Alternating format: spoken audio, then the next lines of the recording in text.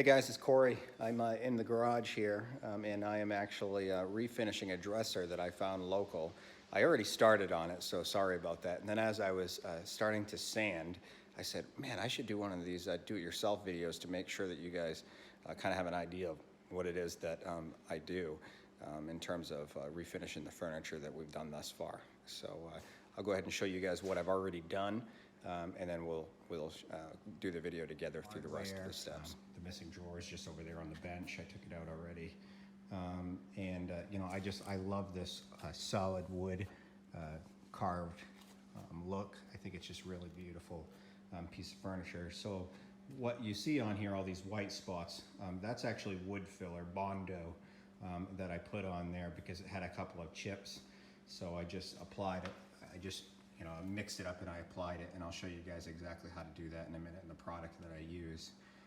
So basically all I do is stick it on there and wait for it to dry. It takes about 20 to 30 minutes before it gets rock hard. I just put it on about 15 minutes ago and it's already pretty dry. Not really a whole lot to it, but I'll walk over here and show you guys the product that I use. It's literally just body filler, Bondo. That you can pick up at your local auto body shop, or I'll also drop a link here because sometimes the auto body shops don't have these big tubs, so I'll drop a link into the comments section so you can just order it off of Amazon. It's probably a lot easier and probably cheaper. But all you do is you take this, it's a two-part filler, so you'll scoop it out of here. It's pretty thick stuff, and you mix it with the cream hardener, and the directions are right on the back. So you just, if you were doing an amount like this, you'd probably use about 3 inches of cream hardener, and then you just mix it together. And once you mix it, you really only have about 3 or 4 minutes to actually apply it. So don't mix too much at one time. You can always add more. And then I just use these cheap little plastic scrapers. It works really well. So all you do is stir it up. I used a old, piece of wood that I had kicking around to mix it up. And then I just walked over here and I put it on, smeared it all on. What you're trying to do is put, just make sure that it's thicker than the actual wood surrounding the areas that you're trying to fill. You'll be able to sand all that down right after, so don't worry about what it looks like now. It'll be all smoothed down, so you won't notice. It will certainly look a lot nicer than what you're seeing right here. So don't really worry about it. If you mess up a spot, you can always just add a little more on it. The way you can. It takes about 15 to 20 minutes for it to dry, so it's really not a big deal. So at this point, I'm just gonna wait for this to dry up, and then I will go ahead and move this stuff over to the bench, and we'll do some sanding on it. Okay, so this is the mirror, guys. It was attached on here with just some screws. I removed the mirror off of here. Here it is. I just set it over here to get it out of the way. I removed it from the wood backing because you can actually see the edge. And then I went ahead and sanded it with my sander, because the areas that have any type of varnish, lacquer, polyacrylic, whatever it is, any polyurethane on there, you want to sand those at least lightly to make sure that the paint that you're going to apply will actually bond well. If not, it could scrape off fairly easily. So if you see shine on any area that you're going to be painting, you definitely want to just lightly sand that. And for these crevices, I utilize just a sanding block. Nothing fancy, but this is a sponge, so it's flexible, so it can fit in all these crevices, and it gets it really well. So I'll drop a link to that as well. The sander that I use for the most part is my handy dandy Ryobi, and this is a really nice one, and it works really well and captures a lot of the dust. So I can show you guys that as well if you'd like. So I've sanded all this part down at this point. I'm just still waiting for the Bondo to dry up, and then I'll move on to sanding the drawers. In the meantime, I'm going to pop these handles off that are on all the dressers. Fairly self-explanatory. Just a couple screws in the back. You want to remove those, and then we'll start sanding down all these drawers good and smooth. All right, guys, we're going to go ahead and get these sanded. We've already taken our handles off, so this is nice and smooth. It's got quite a bit of shine to it, so we know that it's been polished in the past. So we need to make sure we sand all that shine off, so that way there's a good amount of wood for the paint to be able to adhere to correctly. So I am going to go ahead and get started. I failed to mention, right now I'm using 220 grit sandpaper on my sander. Again, I'll drop links to that. Also, as you can see, I'm now wearing a mask. Very important. Don't be a fool. Wear a mask while you're both sanding and painting. You don't know what's in this old furniture. You don't know what previous paint or material was applied to it. You don't want to be breathing this stuff in, so pick yourself up some masks. All right, we're going to go ahead and sand this now.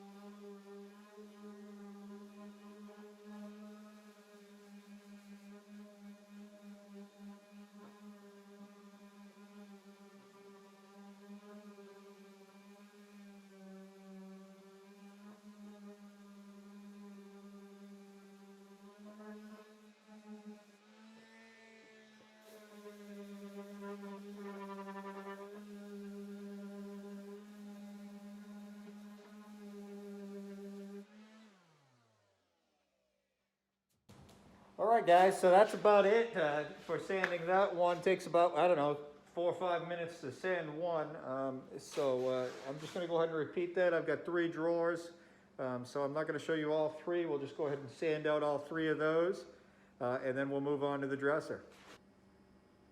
All right, guys, so we have our 3 drawers. I'll sand it down. See all the shine's been removed off of them. And we have our dresser up on the bench. So what I'm going to do first is I'm going to sand down this top. You see this slight angle here? I am not, I repeat, not going to sand that with the sander. And that is because if I start sanding at that angle, what's going to happen is I'm going to put a bunch of flat spots on it, and it's going to look awful. So I'm just going to sand the flat spot, and then I'm going to hand sand this with a sponge to make sure that I don't damage the wood underneath, because the sander will chew right through that real quick. So we'll go ahead and get started. All right, guys, so my hand is tired, to be honest with you. So I'm gonna go ahead and use my little Black & Decker mouse. They make these in all different types of brands, but this is just a mouse sander. And I'll be able to use that. The key thing is I just want to make sure I keep it moving, not sitting in one spot. Right now I'm going to use what I have is an 80 grit piece of sandpaper. So I'll use this to go ahead and clear most of that stuff off on the angles, and probably use the orbital sander on the other flat spots. So just wanted to make sure let you know that I'm cheating a little bit, but I think it'll work.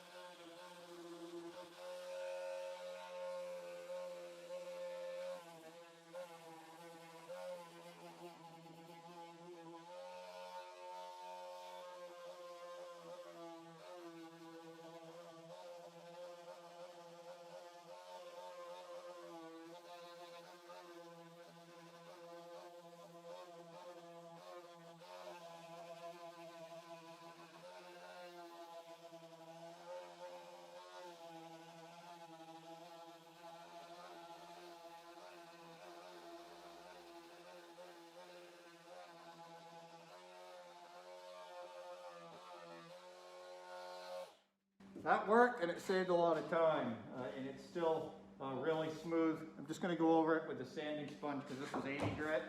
I just want to make sure that everything is off of there. Yeah, what a big difference. So make sure that if you use an 80 grit, for example, or 100 grit, that you go over it again with a finer grit piece of sandpaper or a sanding sponge. I like the sanding sponges because I can get into all the crevices a lot easier. But that way it'll be nice and smooth. If not, it will show in your paint. And we don't want that.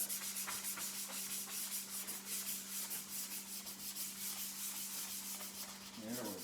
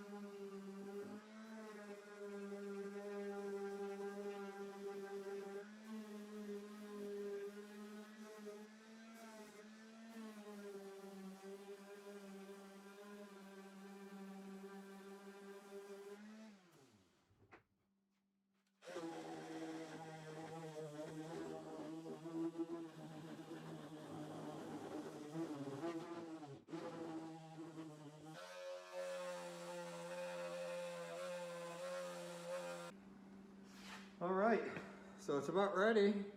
So I'm just gonna go ahead and use my air hose and blow it off.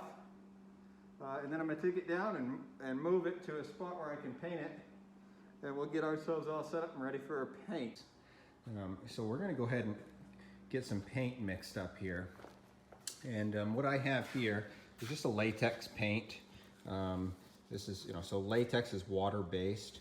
And because I'm gonna be spraying it, which is the way that I recommend you do furniture, because when you roll it or you brush it, it leaves really ugly brush lines. I definitely recommend buying a sprayer and spraying it. So if you're gonna spray, you just need an air compressor. I don't have anything fancy. This is just a Boss Stitch little 6-gallon, nothing fancy air compressor. And I am using a really cool, this is so cool. I think I paid about 40 bucks for this on Amazon, and I'll drop a link to this because they are such an awesome little tool. This is called a Critter, and what really makes it awesome is that it is a sprayer that can, but it attaches to mason jars. So you can pick up a case of mason jars, and then when you dump your paint into here and use it in your sprayer, any leftover paint you have, you just simply put the cap on and you set it off to the side, and then it's available for you next time. This paint is the same paint that I use to spray other stuff. It's been sitting in the garage for a few weeks. The cap was on, it's perfectly dry. So that's really what I think is so cool about it. And you can change from one color to the next really simple. And so the one thing that I will say is you do need to thin the paint just a little bit. And so the reason why you have to thin it is because you are going to be spraying, and latex is just a thick paint to begin with. So I'm just going to show you how to do that with the Critter. So this is just a normal size 16-ounce mason jar, and I've got some water here. All I'm going to do is just add about 2 capfuls, nothing extreme, just to thin it a little bit. I'll just free it, but it's gonna be about 2 capfuls. That's 1 cap, and there's 2 caps. And that's really all there is to it. Then I'll put the cover of the mason jar back on. All right, we get the cap back on there. So I wanted to make sure you know if this clogs up at all because you're spraying latex paint, which is pretty thick, you can just wipe this off, or you can use like a small little nail to clean out that siphon hole. I don't know if you can see it in this video, but that siphon hole right there in the tip.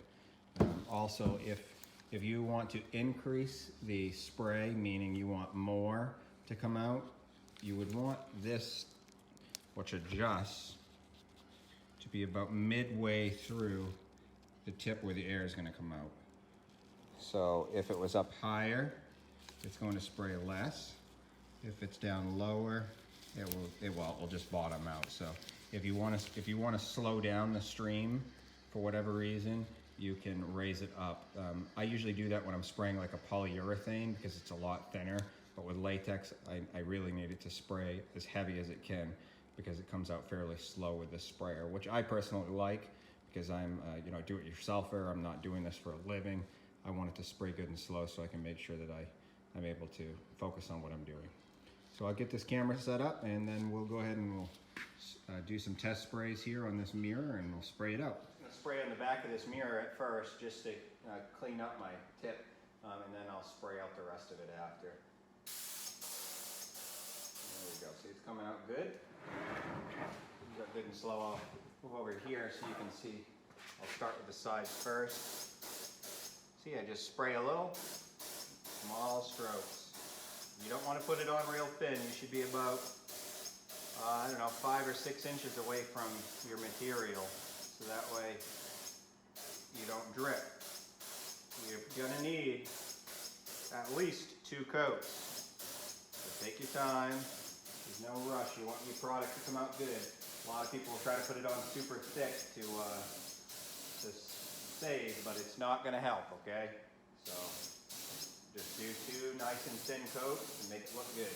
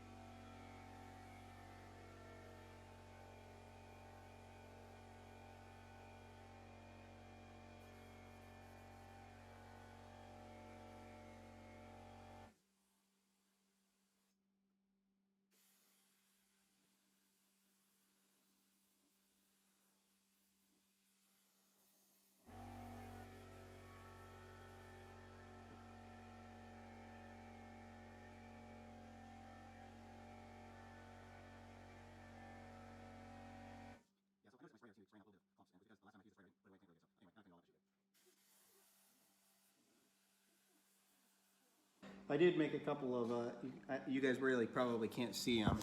And it's only because I'm being a perfectionist. There's a little bit of uneven, there you go, you see the speckles. So I'll just lightly sand that. And that was because I had a clog in the tip of the suction tube. So if you happen to notice that, it's not a problem. You just lightly sand it, it'll come right off.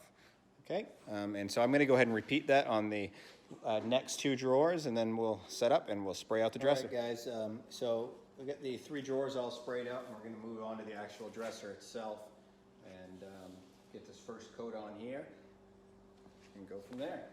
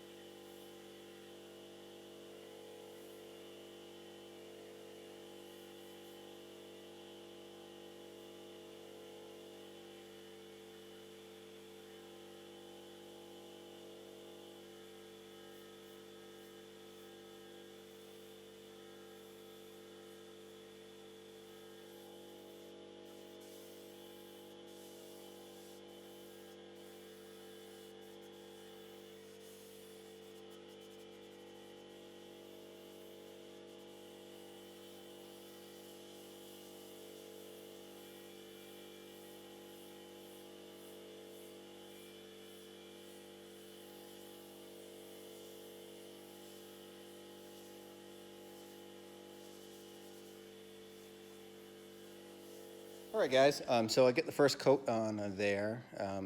You probably noticed about halfway through when I started doing that first side, I adjusted the nozzle. Remember I mentioned that this nozzle should be about midway. Well, it wasn't, and so it was making it spray more like an airbrush. And so rather than take forever to do this, I sprayed it on just a little bit heavier by adjusting that nozzle down, so I was spraying more in each pass. So anyway, it is a handy thing because if you want to do light sprays, almost like an airbrush, you can. If you want to put it on a little thicker, you can. So this paint is almost dry. As soon as it's dry, I will go ahead and apply a second coat, and then we'll start putting everything back together. All right, guys, so we've got the first and second coat on here, and this is an important part. I'm actually going to do a third coat because it didn't cover so good, and that's pretty understandable because I'm spraying white, and it was a dark colored wood. So anyway, the reason why I'm talking about it is because if you feel your paint, you're going to feel that it feels a little rough. And again, you just want to use your sanding block and just lightly sand it. Just lightly sand it, and then you'll feel that it'll smoothen out. You just want to lightly sand everywhere to get it a little bit smoother before you apply your next coat. And that's really all there is to it. So I'm going to lightly sand down the entire dresser and the drawers using my sanding block until it's got a nice smooth feel to it. And then I'm going to go ahead and apply the next coat. All right, guys, so we have all three of our coats on and it looks really good. So we are ready to do our final light sanding just to make it silky smooth, and put the handles back on, and then we'll put the drawers in. So everything will be done at that point. So we're going to go ahead and do that now. All right, guys, so here we have the final product. I put the mirror back on, as you can see. Mirror came out really great. I put the handles back on, finished sanding everything down to make it nice and crisp and smooth. I think it's just a beautiful looking dresser. I had a lot of fun doing this project.